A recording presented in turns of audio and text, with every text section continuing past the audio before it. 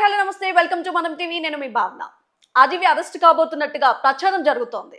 ఇవాళ ఒంగోల్ పోలీస్ స్టేషన్లో విచారణకి హాజరు కావాలని కూడా నోటీసులు అందాయి. మరి ఇదే విషయంపై మాట్లాడేందుకు మనతో పాటు ఉన్నారు సీనియర్ జర్నలిస్ట్ కట్టా కార్తిక్ గారు. కార్తిక్ గారు నమస్తే. నమస్తే. కార్తిక్ గారు, ఆదివి అరెస్ట్ కాబోతున్నారని ఎప్పటి నుంచో కొన్ని నెలలుగా వింటున్న ప్రచారమే మళ్ళీ ఇవాళ కూడా వింటూనే ఉన్నాము. అలాగే ఇవాళ ఒంగోల్ రూరల్ పోలీస్ స్టేషన్లో కూడా విచారణకి హాజరు కాబోతున్నారు. మరి ఈ విషయంపై మీరు ఎలా స్పందిస్తారు? గత కొన్ని నెలలుగా వర్మ అరెస్ట్ కాబోతున్నాడు అని విన్న ప్రచారం వేరు, ఇవాళ వింటున్న ప్రచారం వేరు. గతంలో వర్మని అరెస్టు చేద్దామని ఒంగోలు పోలీసులు అనుకున్న మాట నిజం, వర్మ తప్పించుకుని తిరిగిన మాట నిజం. మీడియాకి తర్వాత వచ్చి నేను సినిమా షూటింగ్లో ఉన్నాయి, నేను బిజీ షెడ్యూల్స్లో ఉన్నాను అని చెప్పుకున్నాడు. తర్వాత కోర్టును కూడా అప్రోచ్ అయ్యాడు.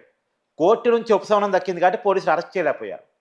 కోర్టును ఏమడిగాడు, నేను ప్లాన్డ్ షెడ్యూల్స్ ఉన్నాయి, నేను డైరెక్టర్గా ఉన్నాను కాబట్టి నాకు కొంత టైం కావాలి అని చెప్పేసి అడిగాడు. కోర్టు నిందితుడే కాబట్టి, అంటే నిందితుడే, నేరస్తుడు ఇంకా కాదు, నేరస్తుడిగా పోలీసులు నిరూపించాలి, ఇప్పటికి నిందితుడే కాబట్టి కోర్టు అతనికి కొంత సమయం ఇచ్చింది. ఆ కోర్టు నుంచి అతను ఆ టైం అయిపోయింది కాబట్టి మళ్ళీ నోటీసులు ఇచ్చి విచారణ రమ్మన్నారు. ఆ విచారణ కూడా శుక్రవారం రమ్మన్నారు. శుక్రవారం పిలవటం అనేది పోలీసుల స్ట్రాటజీ. శుక్రవారం విచారణ పిలిచి అరెస్ట్ చేస్తారు చాలా మందిని. అందులో వీఐపీని ప్రధానంగా శుక్రవారమే రమ్మంటారు. ఎందుకంటే శనివారం ఆదివారం కోర్టుకు సెలవులు. ఒకవేళ ఇవాళ అరెస్ట్ చేస్తే రేపు ఎల్లుండి బెయిల్ దొరికే అవకాశం ఉండదు. కాబట్టి ఇవాళ ఈవినింగ్ వరకు కోర్టు టైం అయిపోయేంత వరకు విచారిస్తారు. కోర్టు సమయం అయిపోయిన తర్వాత అరెస్ట్ చేస్తున్నట్టు ప్రకటిస్తారు. తర్వాత జడ్జి గారి ముందు హాజరుపరిచేసి అతన్ని జైలుకి పంపించే పని చేస్తారు. కనీసం 2 రోజులైనా జైల్లో పెట్టవచ్చు కదా అనేది పోలీసుల స్ట్రాటజీ. అతను బెయిల్ అప్లై చేసుకోవాల్సి వచ్చినప్పుడు మండే అప్లై చేసుకోవాల్సి వచ్చింది. ఇక్కడ ఇంకో విషయం చెప్పుకోవాలి, ఒకవేళ వర్మ అరెస్ట్ కానంత వరకు సేపే, అరెస్ట్ అయ్యాడు అంటే చాలా ఇబ్బందులు ఫేస్ చేయాల్సి వచ్చింది. ఎందుకు, వర్మ మీద ఒక్క కేసు మాత్రమే లేదు, అనేక కేసులు ఉన్నాయి. ఇప్పుడు ఒంగోలు రూరల్ పోలీస్ స్టేషన్లో విచారణకు హాజరవుతున్న కేసు ఏంటి అంటే, నారా లోకేష్ని, చంద్రబాబు నాయుడిని, పవన్ కళ్యాణ్ని వైసీపీ అధికారంలో ఉన్న సమయంలో ఆ రోజు అధికార పార్టీతో ఫ్రెండ్షిప్ చేసి ఆ రోజు జగన్మోహన్ రెడ్డి చూసుకొని విచ్చలవిడిగా రెచ్చిపోయి వీళ్ళ బొమ్మల్ని తలకాయలు తీసి జంతువులుగా పెట్టి ఫోటో మార్పింగ్ చేసి తన సోషల్ మీడియాలో పెట్టాడు. ఇప్పుడు అది నచ్చినటువంటి వాళ్ళు ఆ రోజు అంటే వైసీపీ అధికారం ఉంది కాబట్టి ఎవరు కేసు పెట్టలేకపోయారు. కానీ కేసు అవును, ఇప్పుడు ప్రభుత్వం అధికారం మారింది కాబట్టి, కూటమి అధికారంలోకి వచ్చింది కాబట్టి ఒంగోలులో ఉన్నటువంటి ఒక టీడీపీ అభిమాని వర్మ మీద కేసు పెట్టాడు. ఆ రోజు చేసిన పనికి ఈ రోజు కేసు పెట్టారు. కాబట్టి ఈ రోజు పోలీసులు విచారణ పిలుస్తూ ఉన్నారు. ఇది పక్కన పెట్టేస్తే ఈ ఒక్క కేసే కాదు, ఇతని మీద కాకినాడ రూరల్లో కేసు ఉంది, రాజమండ్రిలో కేసు ఉంది, అనంతపురంలో కేసు ఉంది, నాకు తెలిసి కడపలో కూడా కేసు ఉంది. ఇవన్నీ పక్కన పెట్టేస్తే అతను గతంలో ఏపీ ఫైబర్ నెట్ నుంచి దాదాపు తను తీసిన ఒక సినిమా కోసం దాదాపు ₹1 కోటి పైగా డబ్బులు తీసుకున్నాడు. వ్యూస్ లేకపోయినా ఫైబర్ నెట్లో ఆ సినిమా నమ్మి, ఆ సినిమా పేరు వ్యూహం, అది రాజకీయ కారణాలతో తీయబడ్డ సినిమా. ఆ సినిమా ఏమీ బ్రహ్మాండం కాలేదు. దానికి 2000 వ్యూస్ కూడా లేవు. 2000 వ్యూస్ కూడా లేని ఆ సినిమాకి ₹2 కోట్ల అప్పుడు వైసీపీ కేటాయింపులు చేసింది. దాంట్లో ₹1 కోటి పైగా ఆల్రెడీ చెల్లింపులు చేసేసింది. ఆ డబ్బులు తిరిగి చెల్లించాలని చెప్పేసి ఏపీ ఫైబర్ నెట్ కార్పొరేషన్ ఇప్పటికే వర్మకు నోటీసులు జారీ చేస్తుంది. కాబట్టి ఇప్పుడు వర్మ అరెస్ట్ చేయాలనుకో ఈ కేసులన్నీ ఒకదాని పడతాయి. ఇప్పుడు ఒకసారి అరెస్ట్ అయిన తర్వాత 10 కేసులో బెయిల్ తెచ్చుకోవాల్సిన పరిస్థితి. 10 కేసులు అరెస్ట్ చూపిస్తారు. ఇప్పుడు 10 కేసులు అరెస్ట్ చూపించిన 10 కేసులో బెయిల్ తెచ్చుకోవాలి. ఇప్పుడు ఒంగోలు రూరల్లో పెట్టిన కేసులో అరెస్ట్ చేయడానికో, ఒంగోలు రూరల్లో పెట్టిన కేసులో బెయిల్ వచ్చినా సరే మళ్ళీ కాకినాడ కేసు ఉంటుంది, మళ్ళీ ఆ కేసులో జైల్లో ఉండాలి, దాంట్లో అరెస్ట్ చూపిస్తారు. కాబట్టి ఇలా 10 కేసులో బెయిల్ తెచ్చుకోవాల్సిన పరిస్థితిలో పడతాడు. కాబట్టి వర్మ మీద 10 కేసులు ఉన్నాయి కాబట్టి బెయిల్ రావటం అంత ఈజీ కాదు. నీకు ఉదాహరణ చెప్తా, గతంలో చంద్రబాబు నాయుడిని వైసీపీ అధికారంలో ఉన్న సమయంలో అతని స్కిల్ డెవలప్మెంట్ కేసులో అరెస్ట్ చేశారు. జగన్మోహన్ రెడ్డి అరెస్ట్ చేయించాడు చంద్రబాబు నాయుడిని. అరెస్ట్ చేయించిన తర్వాత ఈ కేసులో ఆయన బెయిల్ వస్తామని చెప్పేసి ఉట్టిన జైల్లో చంద్రబాబు నాయుడు గారు 50 రోజులు పైగా ఉంటే అతని మీద 6 కేసులు పెట్టించారు. ఎందుకు 6 కేసులు పెట్టించారు? ఒక కేసులో బెయిల్ వచ్చినా సరే ఇంకో కేసులో జైల్లో ఉంచారు చంద్రబాబు నాయుడిని వీళ్ళంత ఎక్కువ కాలం జైల్లో ఉంచారని చెప్పేసి అప్పటి వరకు లేని కొత్త కేసులన్నీ తీసుకొచ్చి పెట్టారు. అవి ఇన్నర్ రింగ్ రోడ్ కేసు అన్నారు, తర్వాత మద్యం కేసు అన్నారు, ఇసుక కేసు అన్నారు. ఎప్పుడైనా వేధించాలనుకున్నప్పుడు అదొక మార్గం. కానీ వర్మను కొత్తగా వేధించాల్సిన అవసరం లేదు. వర్మ పేరులోనే ఉంది కాంట్రవర్సీ వర్మ అంటారు. అతన్ని ఇష్ట వచ్చిన కామెంట్ చేస్తాడు, ఇష్ట వచ్చినట్టు ప్రవర్తిస్తాడు, ఇష్ట వచ్చినట్టు వ్యంగ్యాస్త్రాలు వేస్తాడు. దేనికైనా ఒక లిమిట్ అనేది ఉంటుంది. ఆ లిమిట్ని వర్మ దాటి నా ఇష్టం అంటాడు.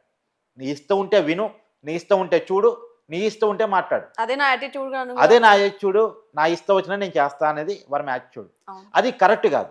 నేను రోడ్డు మీదకి పోతా, బట్ట తిప్పుకొని తిరుగుతా, మీరు నీ ఇష్టం ఉంటే చూడు లేకపోతే లేదంటే ఎలా కుదురుతుంది? అది న్యూసెన్స్ కేసు అవుతుంది కదా. రోడ్డు మీదకి పోయి నా నా ఇష్టం వచ్చిన నేను డ్రైవింగ్ చేస్తా అంటే కుదిరిద్దా? నేను తాగి నా బండి నడుపుతా అంటే కుదిరిద్దా?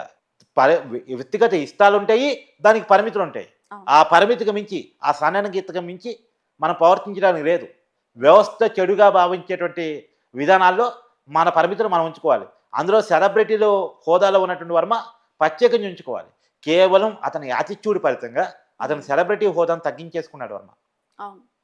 కాబట్టి ఇప్పుడు 10 కేసులు అతని మీద ఉన్నాయి కాబట్టి వర్మ ఇవాళ అరెస్ట్ కావడానికి స్కోప్ ఎక్కువ ఉంది అనేటువంటిది మనకి వినబడుతున్న మాట. శుక్రవారం విచారణ పిలిచారు అంటేనే అరెస్ట్ చేయడానికి పిలిచారు అని అర్థం జనరల్గా పోలీసులు. మరి అరెస్ట్ చేస్తారా లేదా అనేది చూడాలి. ఎందుకంటే ఇక్కడ పోలీసుల మీద కూడా చాలా అనుమానాలు ఉన్నాయి. ఏంటి, గతంలో మీడియాకు దొరికిన వర్మ పోలీసులకి ఎందుకు దొరకలేదు అంటే పోలీసులే వర్మని సేవ్ చేస్తున్నారా? ఇప్పటికైనా పోలీసులు వర్మని అరెస్ట్ చేస్తారా చేయరా? ఎందుకంటే ఇప్పటికీ పోలీసులు వైసీపీ వాసనలోనే జగన్మోహన్ రెడ్డి కోవట్టుగా పనిచేస్తున్నారు, అక్కడి నుంచి ఏదో డబ్బులంతా ఉన్నాయి, వాళ్ళు చెప్పినట్టుగానే చేస్తున్నారు అనేది చాలా మందికి అనుమానం. జగన్ని కాపాడిన పోలీసులు వర్మని కూడా కాపాడతారు అనుకోవచ్చు కదా మరి. అదే జగన్మోహన్ రెడ్డికి అనుకూలంగా పనిచేస్తున్న పోలీసులు వర్మని ఇప్పటికీ కాపాడతారు అనే నమ్ముతున్నారు జనం. ఎందుకు, గతంలో హైదరాబాద్ వచ్చి అరెస్ట్ చేయలేదుగా, మరి దొరకలేదని చెప్తున్నారు. దొరకకపోతే మీడియాకి ఎట్ట దొరికాడు? మీడియాకు దొరకగలిగిన వర్మ పోలీసులకి ఎట్ట దొరకలేదు? ఇదో పెద్ద క్వశ్చన్ మార్క్. తర్వాత మీడియా అంతా చెప్పింది ఒక స్టార్ హీరో పామోదులో వర్మ ఉన్నాడు అని. మరి స్టార్ హీరో పామోదులో ఉన్నాడు అన్న విషయం మీడియాకి తెలిసింది కానీ పోలీసులు తెలవలేదా? మళ్ళీ ఏం చెప్పారు? 5 టీంలు వచ్చినాయి, 6 టీంలు వచ్చినాయి, 7 టీంలు వచ్చినాయి అని చెప్పారు. ఈ టీంలన్నీ ఏం పని చేసినాయి? ఇంటి ముందు కూడా కాపలా హైదరాబాద్ వచ్చామని బిల్లులు రాసుకొని వెళ్ళిపోయారా? అంతేనా? హైదరాబాద్ వచ్చి హైదరాబాద్ బిర్యానీ తిని వెళ్ళిపోయారా? అంటే ఇప్పటికైనా పోలీసులు ప్రవర్తన మార్చుకొని అనేక కేసులు ఉన్నటువంటి, అనేక ఆరోపణలు ఉన్నటువంటి, సమాజంలో యాంటీ సోషల్ ఎలిమెంట్గా అనిపిస్తున్నటువంటి వర్మని అదుపులోకి తీసుకుంటారా లేదా అని చూడాలి. సహజంగా అందరికి అనిపించే విషయం ఏంటంటే శుక్రవారం పిలిచారు కాబట్టి ఖచ్చితంగా అరెస్ట్ చేస్తారు అని. మామూలు గురువారమో బుధవారమో మంగళవారమో పిలుస్తుంటే యన్మానాలు రావు. శుక్రవారం పిలిచారు కాబట్టి యన్మానాలు వస్తూ ఉన్నాయి. ఈ కేసు కాకపోయినా, ఈ కేసు అంటే కొద్దిగా ఉపశమనం ఉన్న కేసు, చిన్న కేసే కావచ్చు. ఈ కేసు కాకపోయినా అనేక కేసులు వర్మ మీద ఉన్నాయి కాబట్టి ఏదో కేసులో అరెస్ట్ చేస్తారు. తప్పించుకుంటే ఇంకో కేసు కూడా ఇంకా దారిలోనే ఉంది ఇంకా. కాబట్టి ఖచ్చితంగా వర్మని అరెస్ట్ చేస్తారు అని అందరూ భావిస్తున్నారు. మరి పోలీసు చేస్తారా లేదా చూడాలి. సార్, మరి మహేష్ చంద్ర పెట్టిన చెక్ బౌన్స్ కేసు కూడా ఉంది, ముంబై కేసు. మరి ఆ విషయంలో కూడా ఎందుకు అరెస్ట్ అవ్వలేదు ఇంకా? అంటే ముంబై కోర్టులో ఆల్రెడీ కేసు తేలింది. వర్మకి 3 నెలల జైలు శిక్ష పడింది. కాకపోతే ఆ తీర్పును పై కోర్టులో ఛాలెంజ్ చేసుకుంటున్నారు. వర్మ కోర్టులో పోయి రక్షణ పొందే విషయంలో ముందు ఫాస్ట్గా ఉంటాడు. ఇప్పుడు కూడా పోలీసుల విచారణకి ఎంత లేట్గా ఎందుకు హాజరవుతున్నాడు? ఈ కేసు ఇప్పటిది కాదు, ఎప్పుడో పెట్టిన కేసు. ఇప్పటి వరకు కోర్టు ఉపశమనం ఇచ్చింది కొంత టైం కోసం. అక్కడ కూడా ఆ కోర్టు తీర్పు విషయంలో పై కోర్టులో స్టే తెచ్చుకోగలిగాడు. ఇప్పుడు కూడా ఈ కేసుని లేకుండా చేసుకోవడం కోసం చాలా ప్రయత్నం చేశారు కోర్టులో ఊరట దక్కలే. మరి కోర్టులు కూడా ఇండైరెక్ట్గా వర్మకి ఏమి సపోర్ట్ చేయట. వర్మ ప్రాథమిక సాక్ష్యాలు ఉన్నాయి, వర్మ కేసు నిజమైన కోర్టు కూడా భావిస్తున్నాయి.